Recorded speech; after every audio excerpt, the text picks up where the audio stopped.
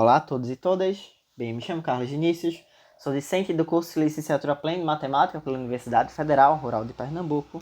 Esse vídeo está sendo destinado à disciplina de História da Matemática e Prática Docente, onde iremos falar um pouco sobre a raiz quadrada de n com régua e compasso da forma mais genérica possível.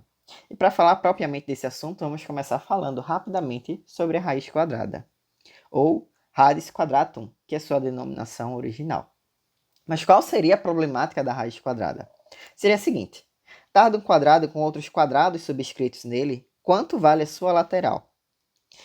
Bem, a gente começaremos com a noção de que o assunto de raiz quadrada é um assunto que perdura já há bastante tempo. Por exemplo, no livro História Concisa das Matemáticas, do Struck, a gente tem registros dessa aritmética computacional desde os períodos neobabilônicos, persa, selúdicos, que datam de 600 a.C. a 300 depois de Cristo, mais ou menos, lá no Oriente Antigo.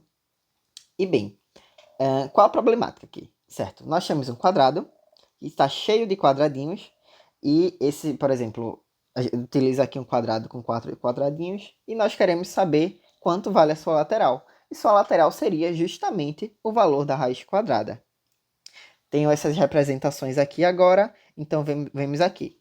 Um quadradinho com 4 outros quadrados subscritos nele, ou seja, a raiz de 4 vai ser justamente igual a 2. Ou seja, quadradinho, 4 quadrados subscritos, o número de quadrados dentro é 4 e o número que corresponde ao seu lado é 2, é a raiz quadrada. Nesse outro exemplo, eu tenho um quadrado com 9 quadrados subscritos e vou ter a lateral que vai ser sua raiz, ou seja, a raiz de 9 será 3. Nesse próximo exemplo aqui, eu tenho um quadrado com 16 quadrados subscritos e sua raiz será justamente o valor da lateral, que será 4. E assim sucessivamente, a gente tem esse exemplo aqui com 25 quadrados subscritos, outro exemplo com 36 quadrados subscritos, e assim iremos seguindo. Mas como é que eu posso obter a raiz de um número n qualquer? Como posso fazer isso? Eu irei usar a ferramenta GeoGebra para fazer isso de uma forma geral, né, que dá para fazer com compasso e utilizando até as ferramentas necessariamente parecidas. A gente vai fazer a construção da mesma forma. Então a gente vai começar fazendo aqui um segmento AB, tamanho qualquer, tá? Só um momento. AB, certo?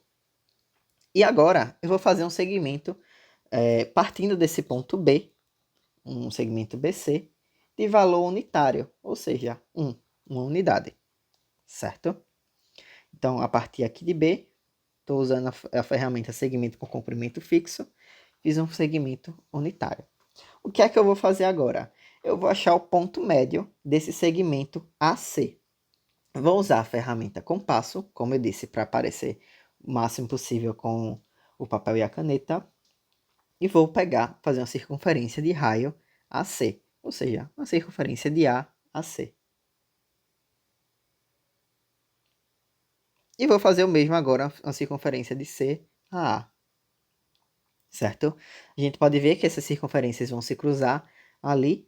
Estou tirando aqui a malha não, os eixos, para ficar com a imagem menos poluída, tá? E ali onde elas se cruzam, eu vou marcar os pontos de intersecção, certo? E dentre eles, vou passar um segmento entre os pontos de D e E. E esse segmento vai intersectar o nosso segmento AC original, nosso ponto F. E esse ponto F vai ser justamente o ponto médio. Vou dar uma limpadinha aqui na janela de álgebra, tá? Para ficar mais fácil de limpar a própria janela, para despoluir, certo? Estou sumindo aqui com o segmento criado para ficar apenas com os pontos. Então, tem o segmento aqui AB com o segmento BC seguindo, né? Unitário.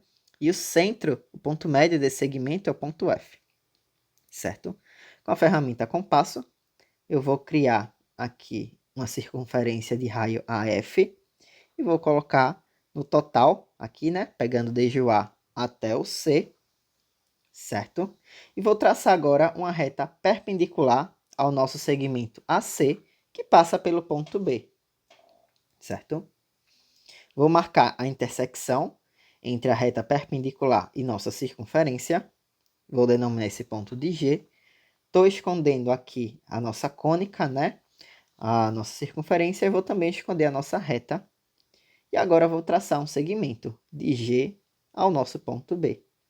E o que será esse segmento BG? Esse segmento BG vai ser justamente a raiz do nosso segmento AB. O valor que a raiz tem. Certo? Deixa eu ver.